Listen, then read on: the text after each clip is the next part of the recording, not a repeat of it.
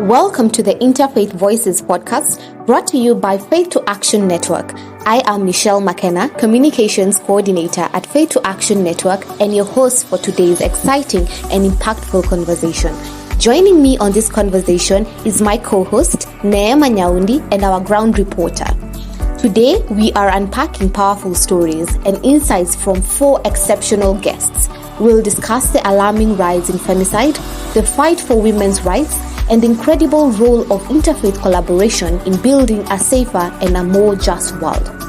We'll start with Peter Munene, our CEO, who will take us back to the beginning, sharing the story of how Faith to Action Network was formed and the vision that shaped it. Go for it, Neema. In these 16 days of gender activism, we want to know more about our Faith to Action, the role of Faith to Action, and the kind of strategies that they've adopted in regards to addressing gender-based violence. With me here today is Mr. Peter Munene, the CEO of Faith to Action Network. Karibu sana, Mr. Peter, if you can kindly introduce yourself more. Thank you very much, Neema. My name is Peter Munene. I'm the CEO of Faith to Action Network and a champion of women's rights. I grew up in a family of 10. I'm the last born, and between me and my brothers who is the second born and third born, are six sisters. So actually, as I grew up, for me, the family that I knew was just a family of women and girls, and therefore I have grown to respect, to love, and to feel that women need to be given opportunities to grow and to realize their full potential. That's really amazing to know that you are so passionate about addressing gender-based violence issues. What was the motive behind the establishment of Faith to Action Network? Faith to Action Network was established by the religious leaders themselves. Actually, this was a needs-driven establishment. Religious leaders and faith-based organizations representatives complained that they had met so many times in different forums organized by other agencies. But then every time they would meet, they would then part ways and go back to the different areas and countries they came from. Sometimes never to meet again, or sometimes meeting again in another forum when they were invited. Yet, whenever they would meet, they would find that there is so much that they wanted to learn from each other, and that they were actually learning from each other and experiencing from each other. And therefore, they wanted their own platform, led by the faith community, where they can meet, share, and learn from each other in an interfaith environment. And therefore, that is how Faith to Action Network was actually born. So far, what's the most outstanding thing that you've learned from working with the religious actors on sensitive issues like gender justice and SRHR? One of the things that you realize in an interfaith environment is how similar different religions are. When you look at Christianity, when you look at Islam, when you look at Hindu, and other religions as well, you realize how central women, for example, are in those religions. If you read any scriptures from Hindu, you hear Gita and the central role that Gita played in women empowerment, in family protection, in family upbringing. If you come to Christianity, you learn about Mary and the prominent role that she played in transforming humankind. You know, she is the mother of Jesus. Jesus, who is himself God. Yeah. So you see how central women play, the role they play. If you come to Islam, heaven is at the feet of mothers. Again, that is very, very profound in terms of a confirmation and an affirmation on the role of women and place of women in the region. So that's something that you actually come to realize as you interact with different religions. You realize there are so many common things. One of the things that we all need to realize is that if you move away from the doctrines that govern each of the different, let me call them denominations or schools of thought in the different religions. Because every religion has more than one branch. If it is Christianity, we have different denominations. If it is Islam, there is different schools of thought. And I believe it is the same case in the other religions, is that women need to be given space. And that space is a space that needs to be carved out in terms of their participation in policy making, in decision making, in participation in decision making within the institutional infrastructure or frameworks that exist within each religion. As we get along, the need for collaboration, the need for partnership, the need for participation of women, even at family level, in terms of income generation, in terms of child upbringing, in terms of nation building, leadership at national level, it is becoming very apparent that women need to be given opportunities so that they can also fully participate in all endeavors of life. As a network, Mr. Peter, are there some specific actors that you are partnering with? Faith to Action Network has partnered with a number of organizations, a number of institutions. One of those institutions is mentioned at MISI.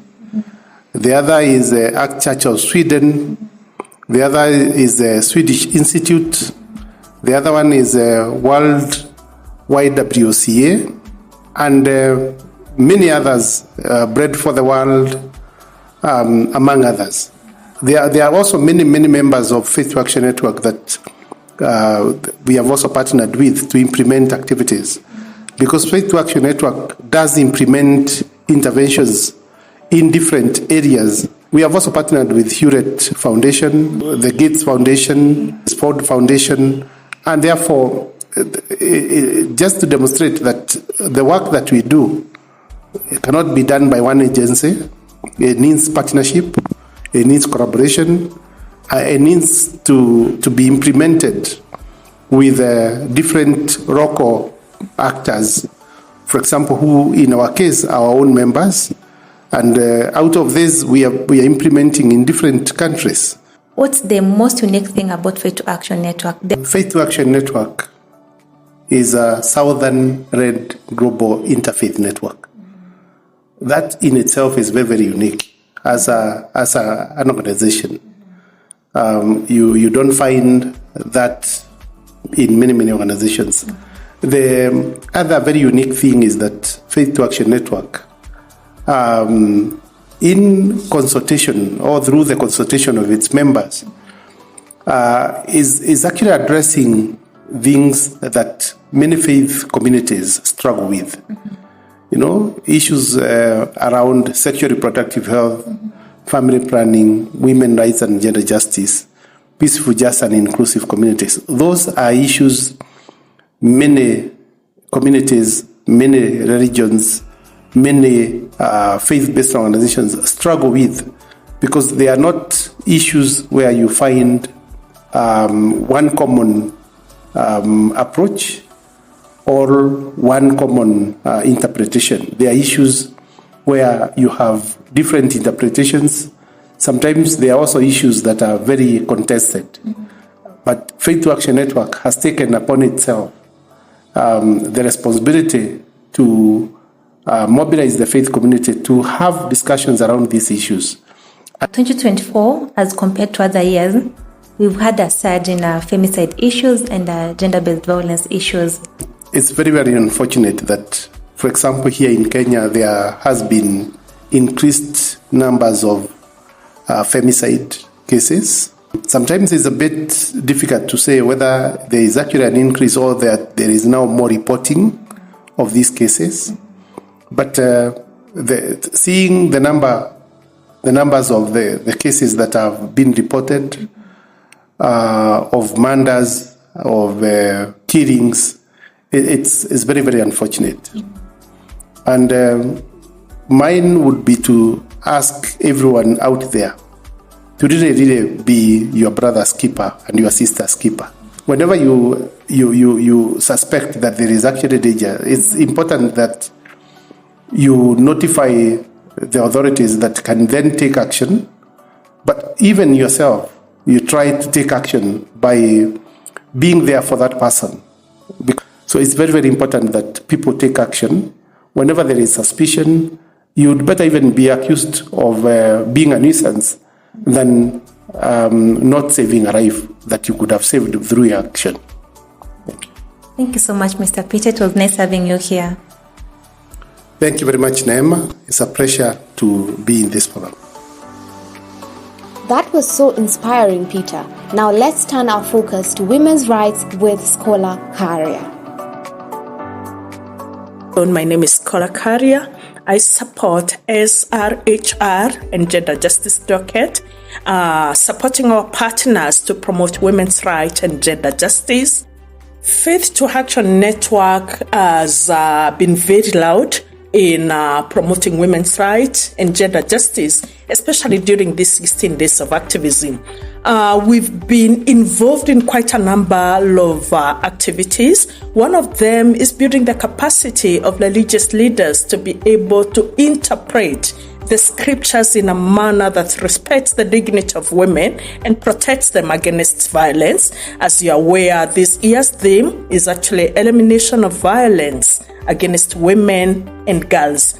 And as faith leaders from Faith to Action Network, we are saying it's time that we rise up and speak against issues of violence and discrimination against women. So what is it that we do? We support religious leaders. We have programs that support women to speak about issues of violence. We are also training our community members on aspects that build positive aspects of masculinity, what we call the positive masculinity, such that men are able to treat women with the dignity that they deserve. We are also working with religious leaders from house spaces, and we are saying we need to reinterpret the text in a manner that supports the dignity of women. Other than that, we're also having intergenerational dialogues where people from different ages can sit and support community members to respect women and to stop the aspects of violence, whichever form of violence, may it be physical violence, emotional violence, sexual violence, and anything that violates the dignity of women and girls as a whole.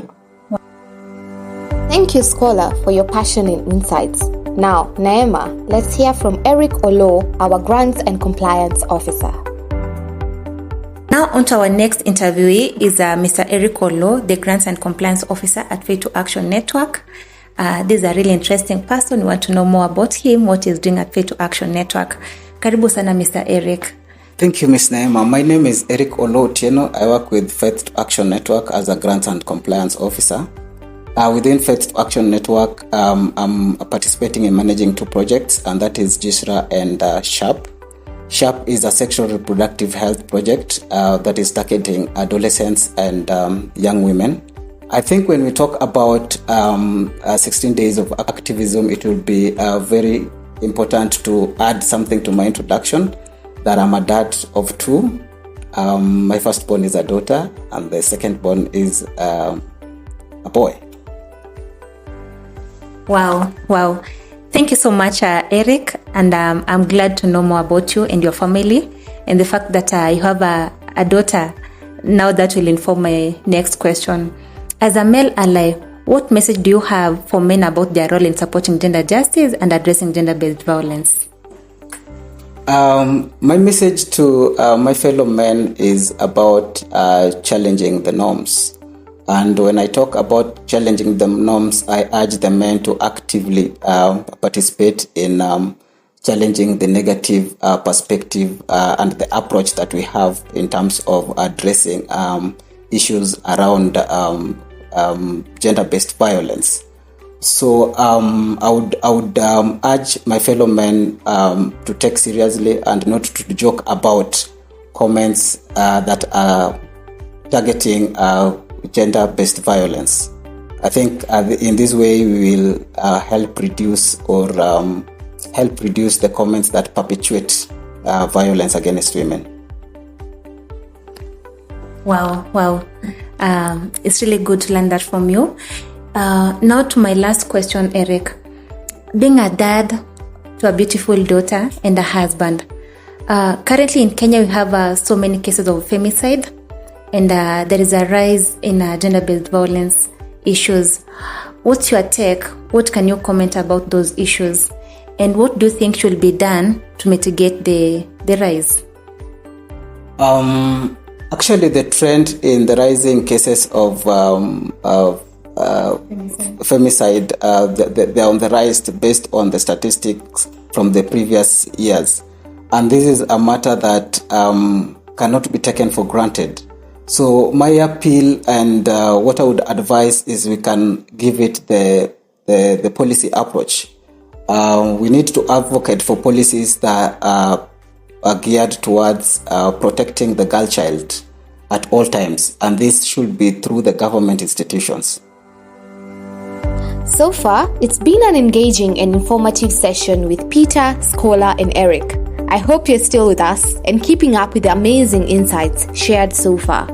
Now, let's hear from our last but certainly not least guest, Judy Amoke, our head of programs.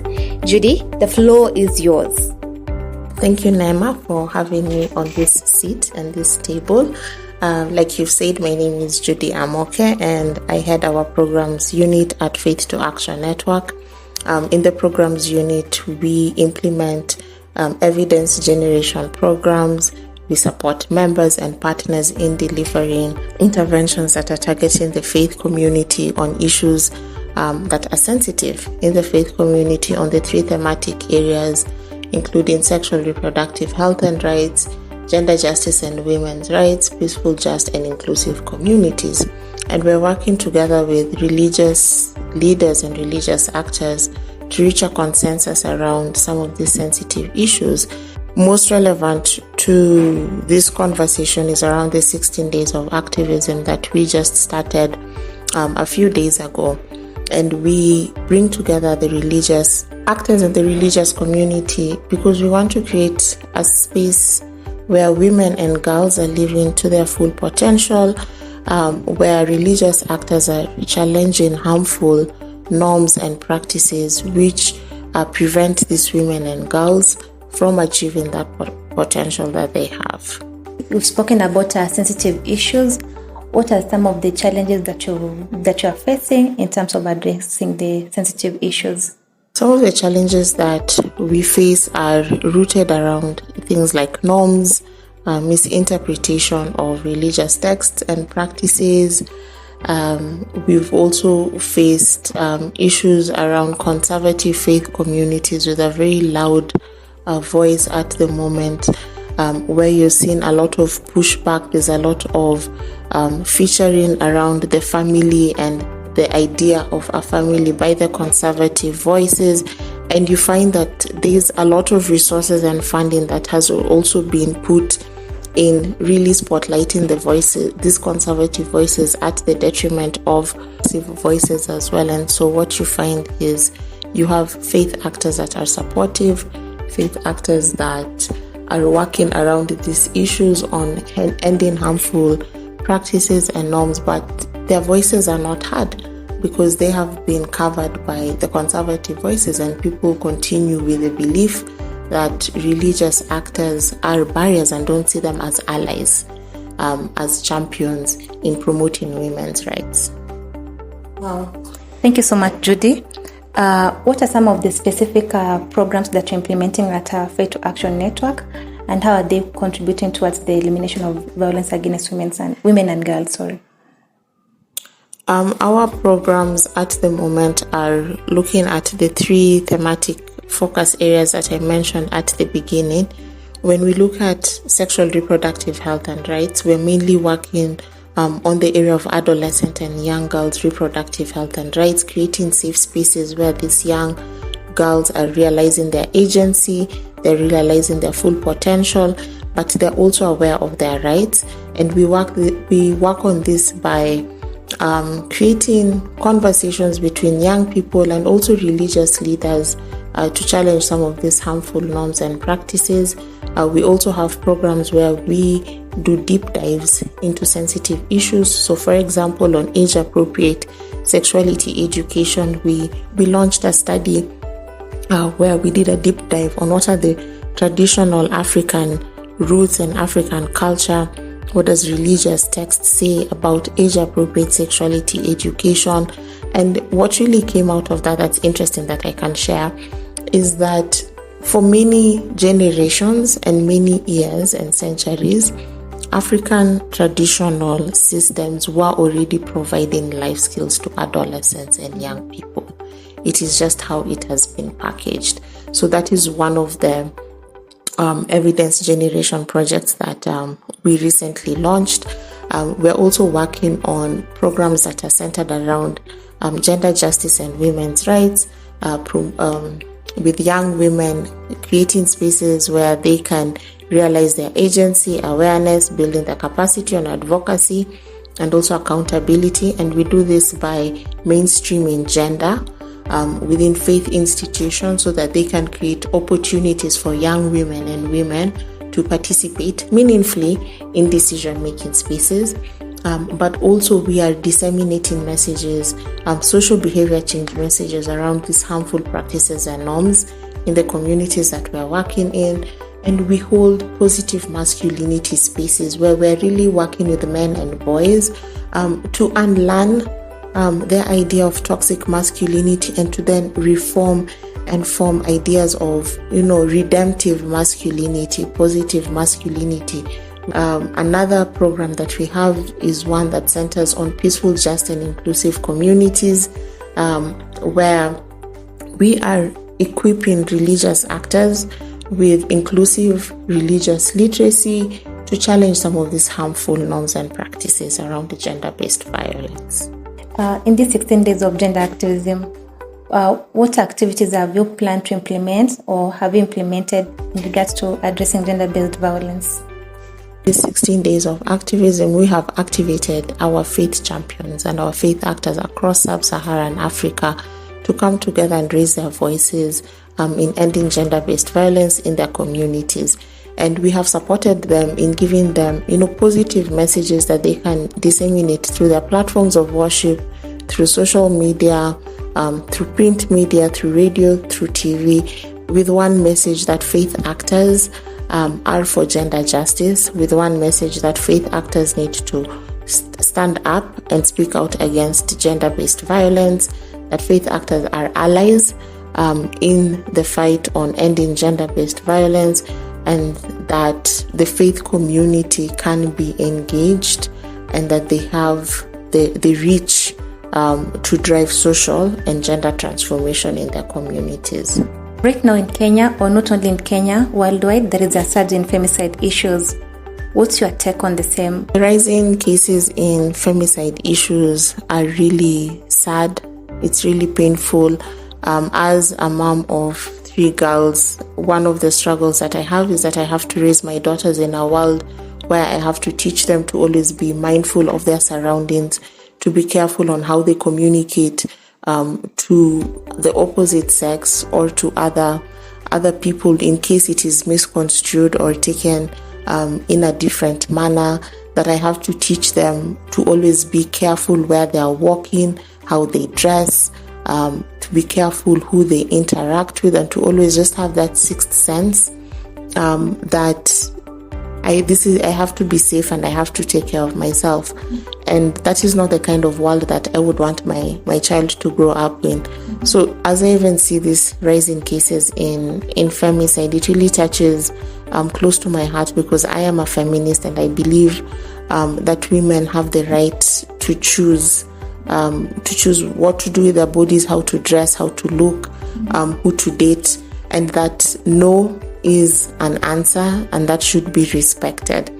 I really call out to the faith community to stand up and speak out. The church, the Muslim leaders, the Baha'i leaders, the Confucius leaders, the Buddhist leaders, and the Hindu leaders can no longer be silent when our women, our sisters, our mothers are being killed in such a merciless way. the faith community cannot be silent on this issue, and they need to come to the front and stand up and say enough is enough.